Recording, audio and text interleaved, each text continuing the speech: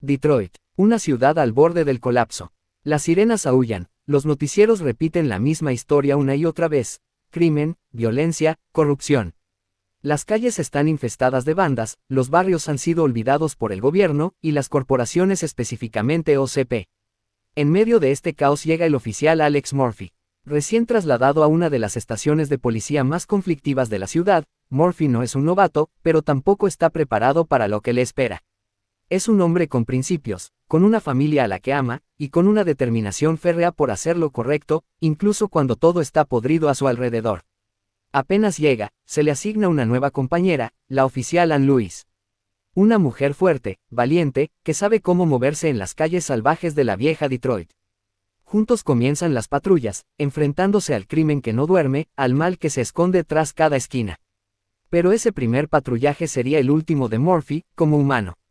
Reciben una llamada: un grupo armado ha robado un banco, y los sospechosos han huido a una vieja fábrica abandonada. La patrulla de Murphy y Lewis responde sin dudar. Saben que es peligroso, pero es su deber. La tensión se respira en el aire. Entran a la fábrica, separados. Lewis intenta alcanzar a uno de los delincuentes, pero es neutralizada momentáneamente. Y Murphy queda solo. Y entonces ocurre. Bodeker, un despiadado criminal sin escrúpulos, lo espera junto a su banda. No hay honor, no hay enfrentamiento justo. Solo sadismo y brutalidad. Murphy es rodeado, inmovilizado, desarmado, y ejecutado salvajemente. Primero le destrozan una mano con una escopeta, luego lo acribillan por completo. Una lluvia de balas despedaza su cuerpo, mientras Bodeker ríe como un demonio. Su cuerpo cae al suelo, ensangrentado. Su vida humana se apaga lentamente. Pero algo en él no muere del todo. Su conciencia queda suspendida entre la vida y la muerte. Y entonces aparece OCP. Aprovechando el cuerpo destrozado del oficial Murphy, OCP ve la oportunidad perfecta para implementar su nuevo proyecto, RoboCop. Un cuerpo blindado, con precisión mecánica, fuerza sobrehumana, pero con los recuerdos borrados. Un hombre convertido en máquina. Un producto. Aunque RoboCop nace sin pasado, los sueños, los destellos, las imágenes de su familia y de su ejecución comienzan a regresar lentamente. Algo en su interior, más fuerte que el acero, le susurra que aún tiene un propósito. Junto a Lewis, su leal compañera, RoboCop emprenderá la cacería de los responsables, enfrentará a los criminales que lo asesinaron y desmantelará la corrupción desde adentro, incluso si eso significa ir en contra de sus propios creadores. Detroit, una ciudad que alguna vez fue símbolo del poderío industrial norteamericano, ahora convertida en un hervidero de crimen, desesperación y decadencia. A mediados de la década de 1980, el futuro de esta urbe parecía pendiendo de un hilo. Los noticieros mostraban imágenes de asesinatos a plena luz del día, las corporaciones se adueñaban de los espacios públicos, y los valores morales parecían haber sido suplantados por intereses económicos. En este entorno sombrío, comienza una de las historias más emblemáticas del cine de ciencia ficción, la historia de Alex Murphy, el policía que murió y volvió como RoboCop. Pero antes de convertirse en leyenda, Alex Murphy fue un hombre. Un padre, un esposo, un oficial con principios. Su historia no comienza con acero y programación, sino con carne, huesos y un corazón palpitante lleno de sueños, esperanza y valor. Un hombre dispuesto a cumplir con su deber, aun cuando las probabilidades estaban totalmente en su contra. Cuando Murphy fue trasladado desde una zona más segura al distrito de Old Detroit, no fue por casualidad. La corporación OCP, que controlaba la fuerza policial mediante privatización, necesitaba que su proyecto secreto, el programa RoboCop, tuviera un voluntario, que sirviera como base para su nueva visión de seguridad automatizada. Aunque la ética indicaría que este procedimiento requería consentimiento, la lógica corporativa tenía otros planes. Necesitaban un mártir, y Murphy fue el candidato ideal, nuevo en la zona, sin contactos importantes, y con un historial limpio. Desde su llegada, Murphy fue emparejado con la oficial Ann Lewis, una agente con experiencia y gran sentido de justicia. Aunque inicialmente mostraban diferencias, rápidamente formaron una conexión. Ambos compartían una fe inquebrantable en su labor como servidores públicos, incluso en una ciudad donde la ley parecía haber sido abandonada.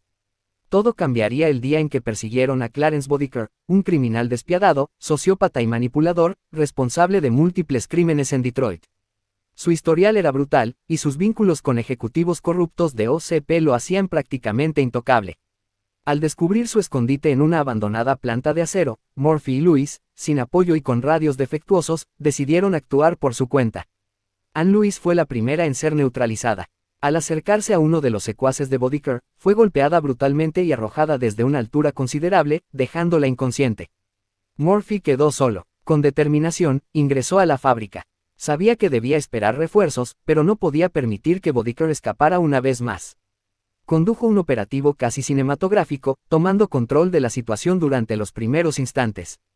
Sin embargo, el número de enemigos, su estrategia coordinada y la traición de la suerte sellarían su destino. Lo que ocurrió después quedó grabado en la memoria del espectador como una de las escenas más brutales e impactantes del cine de la época. Murphy fue acorralado, desarmado, burlado. Clarence Bodicker, con la sonrisa sádica de quien disfruta del sufrimiento ajeno, le voló la mano derecha con una escopeta.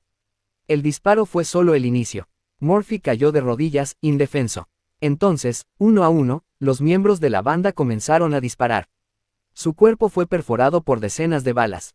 Cada disparo era una sentencia de muerte. Su brazo fue volado, su pecho desgarrado. Pero lo más perturbador no fue la violencia, sino el hecho de que Murphy seguía con vida. La tortura se prolongó por largos segundos hasta que, finalmente, Bodicker lo remató con un disparo en la cabeza.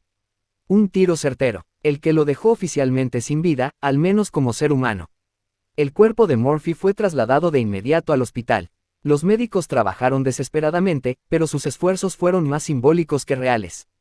Sus signos vitales eran débiles, y la esperanza de recuperación, inexistente. Las máquinas emitían pitidos agudos mientras una nube de médicos giraba a su alrededor.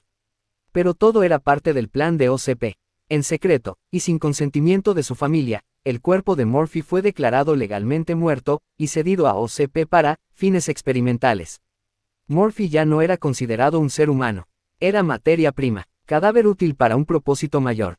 Ser el primer prototipo completamente funcional de Robocop, un híbrido entre hombre y máquina diseñado para hacer cumplir la ley sin cuestionamientos, sin fatiga, sin corrupción, y sin alma. El proceso de reconstrucción fue largo y clínicamente aterrador. Se eliminaron partes del cuerpo que aún podían haber sobrevivido, reemplazadas por placas de titanio, circuitos, conectores, sistemas hidráulicos y mecanismos de control neuronal.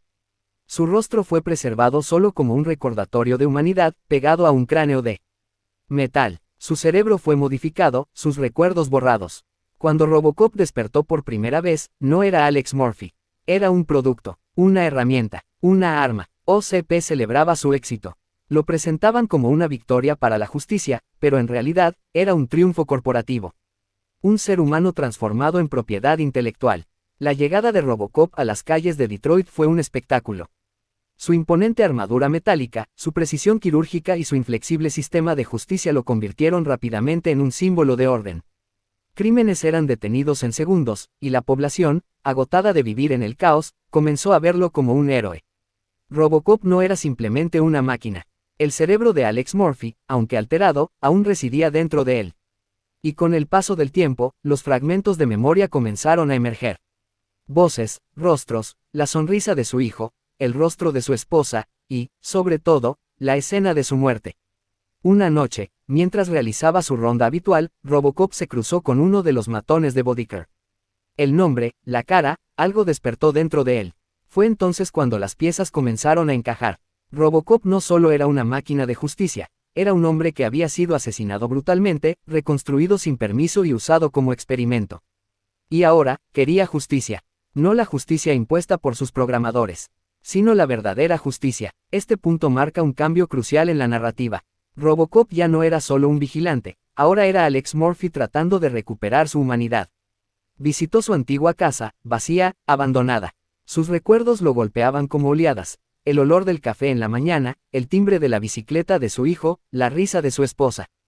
Pero ya no podía regresar. Ese mundo había sido destruido por las balas de Bodicker. Uno a uno, Robocop rastreó a los miembros de la banda de Bodicker. Cada confrontación no era solo un arresto, era un ajuste de cuentas. Pero el más grande de todos era el propio Clarence. Cuando finalmente lo atrapó, lo hizo sin piedad. Pero el sistema lo detenía. Las leyes internas programadas por OCP impedían que Robocop atacara a miembros de la compañía. Y ahí estaba el giro más oscuro de todos, Bodicker tenía protección dentro de OCP. El enemigo no solo era el criminal, sino la estructura corrupta que lo protegía. Robocop, en su evolución, se vio obligado a romper sus directrices, a sobrepasar su programación, para recuperar su libertad como ser humano. La historia de Alex Murphy no es simplemente la de un hombre convertido en robot. Es la tragedia de un héroe, asesinado por hacer su trabajo, traicionado por el sistema que juró proteger, y reconstruido no por misericordia, sino por codicia.